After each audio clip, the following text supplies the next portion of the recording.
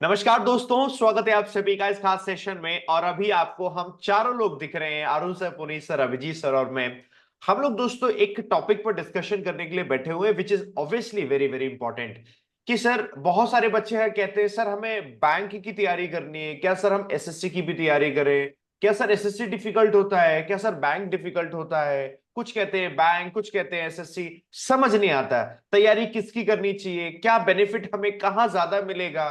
बहुत सारे ऐसे सवाल हैं जो हमने इकट्ठा किए, जो आपके कमेंट्स में आते हैं, और उन पर आज हम लोग दोस्तों डिस्कशन करने वाले हैं। टॉपिक आप लोगों ने देख लिया है, एक तरफ पूरा कंप्लीट बैंक, एक तरफ पूरा कंप्लीट एसएससी, पूरा मैम मैथ्स इंग्लिश रीजनिंग, हम सब पूरा डिस्कशन करने वाले हैं। So welcome comment. Arun sir, Puneet sir साथ में बैठे हुए हैं, स्वागत है सर आपका। अभिजीत सर आपका भी स्वागत है। Thank you sir, thank you. हाँ जी सर। सर सबसे पहले शुरुआत करते हैं अरुण सर आपसे। ओके, चारों सर। बच्चा सर मैथ्स में बड़ा दोस्तों कुछ आप जितने भी सर लोग बताइए जरा इसमें। हाँ जी, तो दोस्तों सभी को नमस्कार। देखिए, एक कन्फ्यूजन सर कब होता है कि जब बच्चा गवर्नमेंट प्रिपरेशन के लिए आता है, तो जब माँ बाप किसी बच्चे को भेजते हैं कि तू सरकारी नौकरी की तैयारी कर। तो आपने देखा होगा सर, हम किसी भी एग्जाम को तैयार करते हैं, तीन चार उसके पहलू होते हैं, तीन चार प्रोस्पेक्टस होते हैं। पहला होता है कि अगर हमारे आस पड़ोस में कोई लड़का किसी नौकरी पे लगा हो, तो हम्म। उसको देख के हम प्रभावित हो जाते हैं कि यार इसका सिलेक्शन हुआ तो हमें ये भी करनी चाहिए। सही बात दूसरा है। होता है कि हमारे यार दोस्त, है ना सर, हमारे यार दोस्त में किसी का सिलेक्शन अगर मान लीजिए बैंक में हो गया या एसएससी में हो गया, तो उसको देख के फिर हम जैसे उसका हुआ वैसे ही हम लोग शुरू कर देते हैं। तो यहाँ पर काफी लोगों को मैंने देखा है सर, सिलेक्शन के बाद भी। लास्ट ईयर आपको याद होगा, एक लड़का आया था जिसका एसबीआई पीओ हुआ था, तो उसने भी बोला था कि सर मैंने 2 साल पहले एसएससी को दिए, और उसके बाद फिर मुझको महसूस हुआ कि यार बैंकिंग की तैयारी करनी चाहिए, और अब फाइनली वो एसबीआई पीओ ज्वाइन कर चुका है। तो हम्म। ये वीडियो हम इसीलिए बना रहे हैं कि जैसे उसके 2 साल खराब हुए, आपके 2 साल खराब ना हो। तो आपको एक सही रणनीति देने के लिए ही ये वीडियो बिल्कुल। हम चारों लोग आज एक टॉपिक पर बात करने को बैठे हैं। हम बात करेंगे एक सबसे पहले बिगनर बच्चे की, है ना पुनीत सर, बिल्कुल। कि बच्चा जब बिगनर होता है, शुरुआती दौर पे तैयारी करने आता है, जैसे मैंने बोला कि वो आस पड़ोस के समाज को, अपने दोस्त यार को देख के अपना करियर चूज करने की कोशिश करता है। हाँ बट जी। बीइंग अ मेंटर हम देखते हैं सर कि जब बैंकिंग और एसएससी या कोई भी कॉम्पिटिटिव आपको चुनना होता है, पहला टारगेट आपके दिमाग में होता है सर ये बेरोजगारी का टैग अपने दिमाग से हटाना। अपने मनपसंद नौकरी, या ये कहूँ कि सर मुझे तो ये बनना था, मुझे वो बनना था, वो बाद में भी किया जा सकता है, लेकिन पहले आपका टारगेट होता है कि मुझे एक समाज में अस्तित्व मिल जाए, लोगों की नजर में मेरी एक रिस्पेक्ट आ जाए। अब वो रिस्पेक्ट लाने के लिए हम हमेशा बच्चों को बोलते हैं आप पहले बैंक करिए। अब पहले बैंक क्यों करिए सर, मैं उसके 3 पॉइंट दूंगा, बाकी पुनीत सर आप बताना, बाकी लोग भी बताना। सर मैं कहीं दूर नहीं जाऊंगा, मैं अपने घर के एग्जाम्पल को बताता हूँ। मेरा खुद ब्रदर इन लॉ है। तो जब उसने ग्रेजुएशन कंप्लीट किया था 2020 में, आई थिंक, है ना, 20 में उसका कंप्लीट हुआ बीटेक। तो उसने मुझसे पूछा कि जी मुझे क्या करना चाहिए। अब जैसे मैंने कहा ना, उसने अपने दोस्त को देखा कि उसके दोस्त का सिलेक्शन हुआ एसएससी में, तो सर शुरुआत में वो एसएससी करने लगा। 1 साल उसने हम्म। एसएससी को दिया, और उसको महसूस हुआ कि यार एक बार एग्जाम दिया, फिर 6 महीने, साल भर, मतलब 1 साल तक कोई नौकरी नहीं है। हालांकि उसके एग्जाम क्रैक हो रहे थे, बट सर होता ना कि बच्चे के दिमाग में रहता है कि जल्दी से जल्दी नौकरी मिले, बिल्कुल सही बिल्कुल। बात है। वेट, वो पेशेंस नहीं बना पाता उतना। तो तब मैंने उसको सजेशन दिया, मैंने कहा तेरे को एसएससी करना है तो एसएससी ही कर, बट तू मेरे कहने पे पहले बैंक कर। तो उसको बात समझ आई। अब इसका आप ऐसे समझिए, उसने 2021 में बैंकिंग की तैयारी शुरू करी, और 6 महीने उसने जम के बैंक को दिए। तो पहले सर उसने आरआरबी का पेपर दिया, सबसे पहले आरआरबी का पेपर होता है, उसका आरआरबी का फ्री हो गया और मेंस नहीं हुआ। लेकिन उसको अपनी गलती का एहसास हो गया कि गलती क्या थी। अब हम्म। आप सोचिए कि अगर साल में एक ही पेपर होता तो उसको फिर अगले साल देना पड़ता। सही लेकिन बात है। आप देखोगे बैंकिंग में अच्छी बात क्या थी कि आरआरबी के मेंस में वो फेल हुआ, तो उसके पास अगली अपॉर्चुनिटी आई, आईबीपीएस पीओ, एसबीआई पीओ, ये आ गई। यहां वो समझ गया कि मैं गलती कहाँ कर रहा था, और उसने सर सारे एग्जाम क्रैक कर लिए। तो ये मुझे लगता है कि ये टर्निंग पॉइंट था, जिससे उसको क्या हुआ कि आप ये समझो IBPS PO, SBI PO, SBI clerk नौकरी निकाली। तो होते होते मेरे ख्याल से उसके एग्जाम खत्म हुए जनवरी तक, और मार्च अप्रैल में उसकी ज्वाइनिंग हो गई थी एसबीआई में। उसके बाद फिर वो एनआईसीएल में भी जॉब करता है। और जब उस वो स्टेबल हो गया, सर आप बिलीव नहीं करोगे, जब एक मतलब लोगों को लगने लगा कि हाँ भाई ये लड़का तो सेटल हो गया, अपनी वो एसएससी की तैयारी चालू रखता है, और आज वो लड़का एसएससी में एएसओ की पोस्ट में काम कर रहा है। तो ये मैंने क्या सर बात। आपको बिल्कुल हाँ। वो एग्जाम्पल दिया जो घर का एग्जाम्पल है। लेकिन हाँ, अगर हो सकता है कि वो एसएससी की तैयारी करता। अब ये वो वाली बात है 50-50। क्या पता उसका होता या नहीं होता, या अगर पहले साल में नहीं होता फिर 1 साल वेट करना पड़ता। यहाँ बस मुझे पर्सनली क्या लगता है कि सर आरआरबी में नहीं हुआ तो आपके पास में ना भी एसबीआई, आईबीपीएस ये अपॉर्चुनिटी है और इनका सिलेबस भी सेम है। तो मैं ये समझता हूँ कि अगर आप बिगनर हो तो इस वजह से बैंक ऑप्ट करो, क्योंकि आपको नौकरी इस साल में मिल जाएगी, जल्दी मिल जाएगी मतलब। उन्हीं सर और दोस्तों अरुण सर ने एक बहुत अच्छा पॉइंट बोला कि जब आप ग्रेजुएशन करके आते हो, पोस्ट ग्रेजुएशन करके आते हो, किसने बीटेक किया, किसने एमबीए किया, बीबीए किया, बीकॉम किया, तो एक प्रेशर रहता है कि कहीं ना कहीं देखिए हमारे देश में ना आप सभी को पता है कि वैकेंसी अपॉर्चुनिटी बहुत कम मिलती है। तो हम लोग कोशिश करते हैं कैसे अपनी फैमिली को, क्योंकि ज्यादातर फैमिलीज मीडियोकर रहती है, मिडिल क्लास रहती है, या लोअर मिडिल क्लास भी मैं बोलूं। तो बच्चा चाहता है यार कैसे, जैसे सर आपने बोला कि बच्चा चाहता है कि यार पहले जॉब ले लूं, मेरी मनपसंद की जॉब के, तो चलो बाद में बात आएगी। तो अरुण सर वाला पॉइंट बिल्कुल आप सभी ध्यान में रखिएगा कि अपॉर्चुनिटीज बैंक में ज्यादा हैं। और सर पिछले 11-12 साल के एक्सपीरियंस से बता रहा हूं, मैंने एसएससी भी पढ़ाया है, बैंक भी पढ़ाया है, ऑफलाइन भी पढ़ाया है, ऑनलाइन में भी 5-6 साल अभी लगातार हो गया, कि मैंने जो ऑब्जर्व किया है एसएससी में बहुत कम, एक साल में से आपने बोला 1-2 वैकेंसी आ गई, पर बैंक में लगातार वैकेंसी आती रहती है। तो ये देखा गया है कि बैंक का जो बच्चा एसएससी के एग्जाम भरता है वो 1 to 2% ही होता है, विशाल सर, अभिजीत सर। लेकिन एसएससी वाला बच्चा हर साल 20 से 25% बच्चा ऐसा होता है सर जिसको अग्री पता अग्री होता है कि यार बिल्कुल। मैंने लिया कि बैंक का भी एग्जाम देते हो, क्योंकि ऑलमोस्ट सिलेबस तो सेम ही है, थोड़ा बहुत डिफिकल्टी का फर्क है, उस पर भी अभी हम लोग बात करेंगे। तो आप सभी से हम लोग यही बोलेंगे कि डिफिकल्टी लेवल तो बच्चे की स्किल पर डिफिकल्ट रहता है, डिपेंड करता है। कुछ लोगों को तो आर्ट भी डिफिकल्ट लगती है सर, कुछ लोग सही कहते हैं बात हिंदी डिफिकल्ट लगती है, कुछ लोग कहते हैं इंग्लिश डिफिकल्ट लगती है। तो ये तो आपके person to person different vary करेगा। पर हम यहाँ आपको एसएससी और बैंक के रिगार्डिंग अपने सिलेबस के बारे में बता देंगे कि बैंक में इस तरीके से आता है, इंग्लिश और एसएससी में इस तरीके से आता है। फिर आप तय करिए क्या करना है, क्योंकि हमने ये भी ऑब्जर्व किया है बहुत सारे बच्चे यही नहीं पता लग पाते कि हमें एसएससी में जाना है कि बैंक में जाना है। उन्हें सिलेबस ही नहीं पता होता कि बैंक में आता क्या है, किस तरह की अप्रोच रहती है, इंग्लिश में, रीजनिंग में, मैथ में, जीए में, एसएससी में कौन सी अप्रोच रहती है, कि मैं एसएससी के लिए बेहतर हूं कि बैंक के लिए बेहतर हूं। तो ये सभी बच्चों से कहना है, ध्यान से आज की बात सुनिएगा। मैं रीजनिंग की टर्म में विशाल से बात करूं, रीजनिंग, हम्म। तो एसएससी की रीजनिंग कंपैरिजन टू बैंक बहुत ही हल्की मानी जाती है। उसके बहुत सारे, मतलब अगर बात करूं 50% टॉपिक ऐसे हैं जो 1 day टू गो है, मतलब एक दिन आप पढ़ोगे टॉपिक तो कवर हो जाएंगे। हम्म। वही रीजनिंग अगर बात करें बैंक की, तो वो एसएससी के कंपैरिजन में बहुत डिफिकल्ट है, हम्म। जहां पर analytical skill, hmm. Critical reasoning, decision making ability आपको बहुत ज्यादा पूछता है।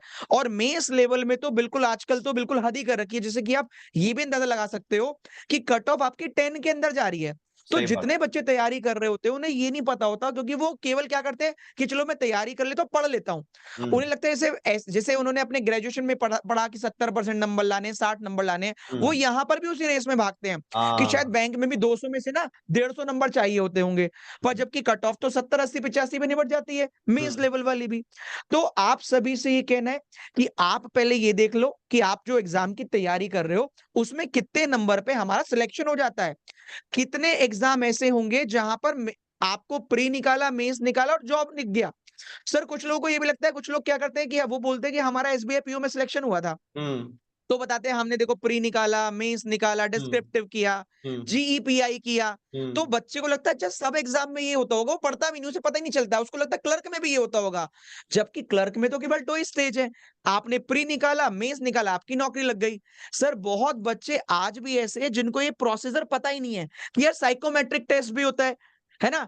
तो ये सारी चीजों को एनालाइज करने के बाद अपने करियर में जाइए, क्योंकि फिर आपके सफलता के चांस बढ़ जाएंगे दोस्तों। मैंने जैसे बोला, एक चीज पर याद रखिएगा, एसएससी का बहुत सारा बच्चा बैंक की तैयारी करने आता है। तो अगर आप भी एसएससी की तैयारी फिलहाल कर रहे हैं और आप भी चाहते हैं बैंक में आना, जैसे सर ने बोला बहुत चांसेस हैं, तो आप हमारे साथ जुड़ सकते हैं, क्योंकि हम आपकी मंजिल पे जल्दी पहुंचा सकते हैं। विशाल सर, ओवर टू यू। बिल्कुल सर, आप बात बिल्कुल सही कह रहे हैं। मतलब जैसे एक मैं अपना आपको एग्जांपल देता हूँ। हम लोग जब एडिटोरियल, जब मैं मॉर्निंग में पढ़ा रहा होता हूँ ना, तो मैं बच्चों से पूछता हूँ कि आप में से कितने बच्चे हैं जो बैंक की तैयारी कर रहे हैं या एसएससी की तैयारी कर रहे हैं। तो मैं उसमें देखता हूँ सर कि काफी हद तक बच्चे कॉमन होते हैं। मतलब आपने 25% के आसपास बताया, और मुझे लेकिन वहां पर बच्चे 50-50 के आसपास लगते हैं। तो फिर मैं उनसे पूछता हूँ कि आप एडिटोरियल पढ़ रहे हो, इन 50 में से भी कितने बच्चे हैं जो बैंक एग्जाम की तैयारी करते हैं? तो उसमें से मैक्सिमम लोग कहते हैं कि सर हम एसएससी तो देते भी है, लेकिन हम बैंक भी देते हैं। क्योंकि सर होता क्या है कि जब हम सिलेबस देखें, बच्चे को लगता है ना सिलेबस सिलेबस उसे सेम दिख रहा है। एक छोटा सा एग्जांपल देता हूं, अगर लिखा हुआ है रीडिंग कॉम्प्रिहेंशन आएगा, तो रीडिंग कॉम्प्रिहेंशन तो बैंक में भी है, रीडिंग कॉम्प्रिहेंशन एसएससी में भी है। एसएससी के रीडिंग कॉम्प्रिहेंशन बैंक के रीडिंग कॉम्प्रिहेंशन के लेवल में डिफरेंस आ जाता है, उसका लेवल ना लेंथ तक में डिफरेंस आ जाता है। एसएससी में जो आ रहा है आरसी और बैंक में, आप ये मान के चलिए डबल से भी ज्यादा बड़ा आरसी बैंक में हो जाता है। बट इसका मतलब ये नहीं कि डिफिकल्ट है, वो भी इजी लगता है बच्चे तो सर, उसको भी 30 में से सर 29 मार्क्स लाने वाले बच्चे भी होते हैं। मेंस में भी सर 40 में से वो 35 तक ले आते हैं। अब सर जो टॉपर रहा अपना पिछली बार, है ना, उसको देखिए वो 35 ले आ रहा है उसमें, आप समझिए। तो वो 33 लेकर आया, 33 32 लाया, तो असल में क्या बच्चे हैं लाते हैं। फिर सारी हर एक चीज की जड़ एक ही है कि किसी किसी को आर्ट भी डिफिकल्ट लगती है, किसी किसी को मैथ्स भी डिफिकल्ट नहीं लगता है ना। तो ये हर एक स्टूडेंट की स्किल्स पर डिपेंड करता है।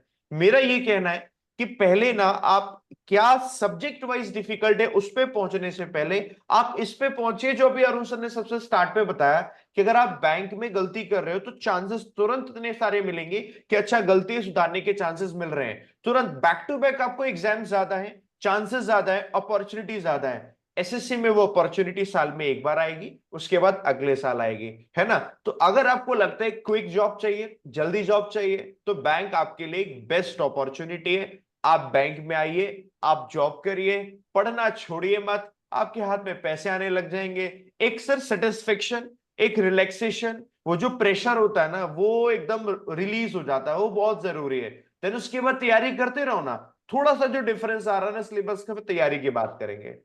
यस सर, आरू सर। विशाल सर, मैं एक पॉइंट बस और ऐड करता हूँ सर। मैंने ऐसे बहुत बच्चों को देखा है जो यूपीएससी की प्रिपरेशन करते हैं, वो क्या करते हैं, वो भी बैंकिंग को एक ऑप्शन लेके चलते हैं बिल्कुल। कि यार बैंकिंग का ना, एक जैसे लास्ट ईयर मेरे एक स्टूडेंट था सर, उसको यूपीएससी करना था, तो उसको लगा कि यार यूपीएससी में टाइम थोड़ा लग रहा है, तो क्यों ना कोई क्लरिकल की नौकरी निकल जाती है अगर बैंक में, तो शायद एक ना माइंड से वो प्रेशर भी खत्म हो जाता है कि वो फाइनेंशियल जो स्थिति है वो बेहतर हो जाती है। और आज आप देखोगे सर, बैंकिंग में कंपटीशन इतना ज्यादा हो गया, इसका एक बहुत बड़ा रीजन ये भी है कि लोग ये भी बैंकिंग को सोच के तैयार करने आते हैं कि यार यहाँ ना बहुत सारे ऑप्शंस मिल रहे हैं। बैंकिंग तो हम लोग बोल ही रहे हैं, इंश्योरेंस के एग्जाम्स का सिलेबस भी तो बिल्कुल सेम ही है सर। सर मैं आपको तो बिल्कुल इंश्योरेंस से एक अच्छा सर आइडिया आ जाता है सर, अजी की बात है। अभी मैं जहाँ रह रहा हूँ, हमारे सामने एक पर्सन, एक लड़का रहता है।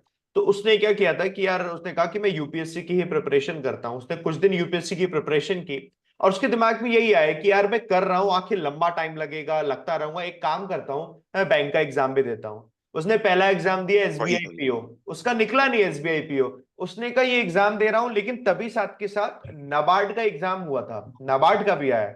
उसने एग्जैक्टली। कहा सिमिलर सिलेबस है, और सिमिलर सिलेबस के चक्कर में उसने नाबार्ड का एग्जाम दिया। सर नाबार्ड में वो सिलेक्टेड है, और अभी सर नाबार्ड के थ्रू ही उसे सिंगापुर, नाबार्ड के थ्रू सिंगापुर, अभिजीत से जानते होंगे, भेजते हैं।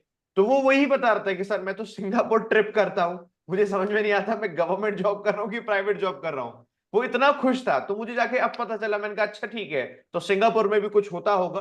तो बच्चों के लिए अपॉर्चुनिटीज ऐसे करके निकल कर आती हैं जो कि बाकी एग्जाम्स में इतनी नहीं होती हैं।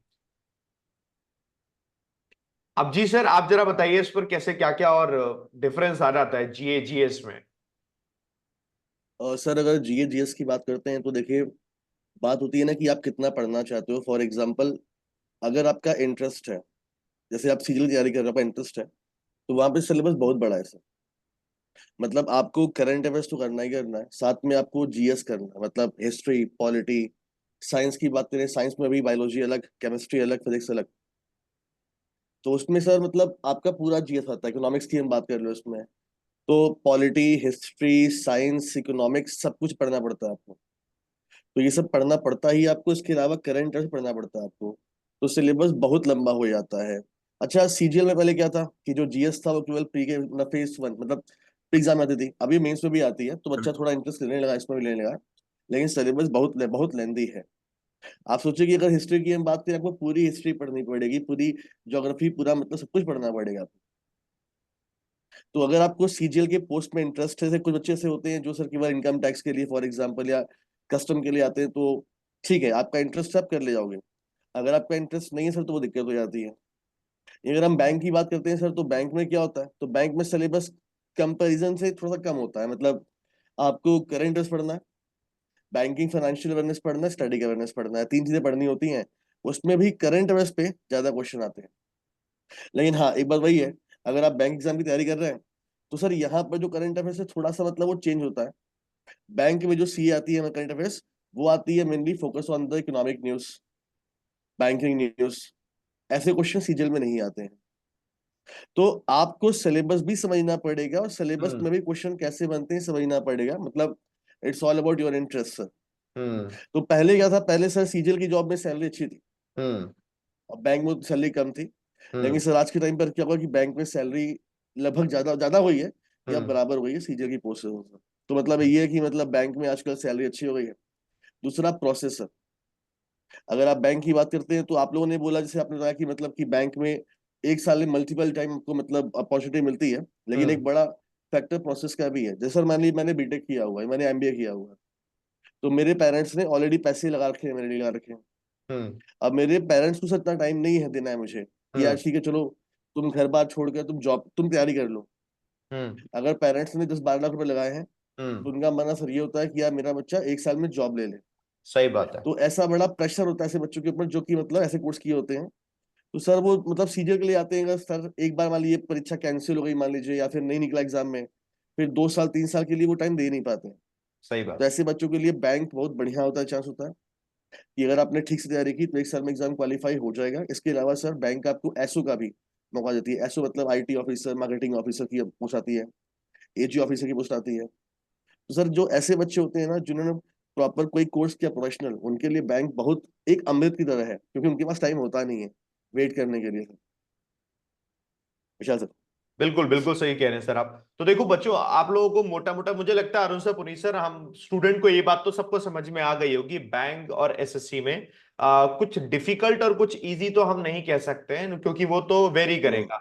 बट एक चीज जो हम कह सकते हैं कि बैंक में अपॉर्चुनिटीज बहुत ज्यादा है और आपके पास जल्दी चांसेस है सेलेक्ट होने के। तो दोस्तों, अगर अब आपने मन बनाया हुआ है, इस वीडियो के बाद भी अगर आप मन बनाए कि यार ठीक है सर, हम ना बैंक एग्जाम्स को फोकस करेंगे, तो फिर पढ़ेंगे कैसे? तो हम चारों टीचर्स पढ़ाते हैं दोस्तों, है ना। मैं इंग्लिश पढ़ाता हूं, अरुण सर मैथ्स पढ़ाते हैं, पुनीत सर रीजनिंग पढ़ाते हैं और अभी सर आपके जनरल अवेयरनेस पढ़ाते हैं। हम लोग डिटेल्ड तरीके से अपकमिंग बैंक एग्जाम, जो कि अभी आईबीपीएस पीओ का notification, upcoming SBI PO, SBI clerk, इन तीनों एग्जाम को लेकर, आप देखो 3 अपॉर्चुनिटी है। अब इन 3 अपॉर्चुनिटी में दोगे, पूरी ताकत लगाओगे, क्या लगता है आपको, क्या एग्जाम नहीं निकल पाएगा? अरे बिल्कुल निकलेगा, 100% निकलेगा। किस तरीके से हर बार फर्स्ट अटेम्प्ट में स्टूडेंट के एग्जाम निकलते हैं, वो आप ही के जैसे स्टूडेंट होते हैं जिन्होंने किसी एक वीडियो को देखा, अपना माइंड मेकअप किया, पढ़ना शुरू किया और डेडिकेटेड एक कोर्स पढ़ा। उस डेडिकेटेड कोर्स में टीचर ने जो एडवाइस दी, उस एडवाइस के हिसाब से पढ़ा, ऐसे कुछ हैप तरीके से नहीं पढ़ा।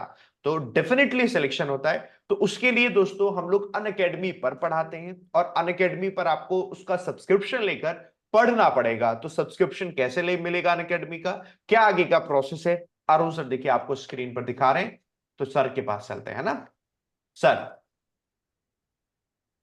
दोस्तों जैसा कि आपने देखा कि अभी विशाल सर ने कहा कि हम लोग अनअकैडमी पे पढ़ाते हैं, और जैसा मैंने आपको स्टार्टिंग में बोला कि हम ये नहीं कह रहे कि अच्छा कौन है या खराब कौन है। देखो ये आप कभी डिसाइड कर ही नहीं सकते है ना, और कौन डिफिकल्ट है कौन इजी है ये भी हम डिसाइड करने वाले कोई नहीं होते। लेकिन हाँ, बीइंग अ मेंटर बस हम ये बताने आपको आए हैं आज कि अगर मैं बिगनर हूं और मुझे कोई ये बता दे कि यार पहला कौन सा पेपर ऐसा होगा जिसमें प्रोबेबिलिटी ज्यादा है सेलेक्ट होने की, तो वो हम बोलेंगे कि वो बैंकिंग है। जैसे मैंने आपको खुद का एग्जांपल भी दिया, बहुत सारे एग्जांपल्स और भी दिए हम लोगों ने। अगर आप इस वीडियो को देख के इतना डिसाइड कर पा रहे हो कि मन तो मेरा एसएससी है, जाना मुझे एसएससी में है, लेकिन क्योंकि वहां पर अभी मैं इतना श्योर नहीं हूं, तो हो सकता है आप में से काफी लोगों ने सीजीएल की प्रिपरेशन करी होगी, सीजीएल का एग्जाम सितंबर में, डाउट अगर लग रहा है तो आप बैंकिंग के इधर अभी आपके बड़े exams SBI PO clerical 2 exams हैं और आईबीपीएस पीओ है। तो ये 3 मोटा मोटा एग्जाम है, हालांकि और भी इंश्योरेंस के एग्जाम होंगे। इन सभी के लिए हमारा अपकमिंग में एक बैच आ रहा है बच्चों, जिसका नाम है, आप देखोगे बैच में आप जाओगे, banker foundation batch for SBI PO clerk. और इस बैच का फायदा आपको क्या होने वाला है कि इस बैच में बिल्कुल जीरो लेवल से पढ़ाया जाएगा आपको, और एसबीआई का पेपर होगा नवंबर में। है ना। नवंबर में पेपर होगा तो उसके लिए हम तैयार करा रहे हैं। अब इस बैच को बाय करने के लिए आपको अनअकैडमी का लेना है 1 ईयर का सब्सक्रिप्शन। वो सब्सक्रिप्शन पे फिलहाल अभी ऑफ चल रहा है कि अगर आप 12 महीने का सब्सक्रिप्शन प्लान करते हो ना बच्चों, तो एक कोड आप लगाओगे AVP, स्मॉल में कैप्स में जैसे मर्जी वैसे लगा देना, तो 25% का तो ऑफ मिल जाएगा और कम से कम 2 महीने का आपको एक्सटेंशन मिल जाएगा। यानी कि जो 12 महीने का सब्सक्रिप्शन होगा वो 14 महीने के लिए वैलिडेट रहेगा और इसकी जो फीस हो जाएगी 14 महीने की, दैट विल बिकम 3374 बच्चों, है ना।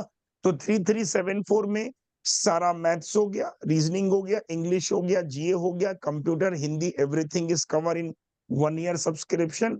ऐसा नहीं कि प्री के लिए आपको अलग सब्सक्रिप्शन है, मेंस के लिए अलग है। प्री और मेंस का ये एक ही सब्सक्रिप्शन है। इसी सब्सक्रिप्शन में अब आपको और कोई पैसा अनअकैडमी को नहीं देना है। सब कुछ आपके जितने भी बैचेस हैं इसी सब्सक्रिप्शन में कवर हो जाएंगे।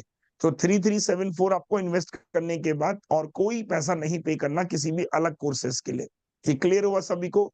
तो एक बार लास्ट में मैं फिर से बताता हूँ कि आप कमेंट करके बताइएगा आप सभी लोग की ये वीडियो आपको कैसा लगा। काफी इंफॉर्मेटिव वीडियो था और मैं समझता हूँ कि जो बिगनर होता है ना उसके लिए तो ये बहुत अच्छा वीडियो होगा। उसे एक डायरेक्शन यहाँ से मिल जाएगी कि हाँ, अगर मेरे को कोई भी ये बड़ा एग्जाम क्रैक करना है, मन है मेरा कि मुझे ऑफिसर बनना है और ये करना है वो करना है, तो शुरुआत यहाँ से की जा सकती है अपने सपनों को हासिल करने की। तो मेरी तरफ से इतना ही सर, एंड करें। बिल्कुल सर, बिल्कुल बिल्कुल बिल्कुल।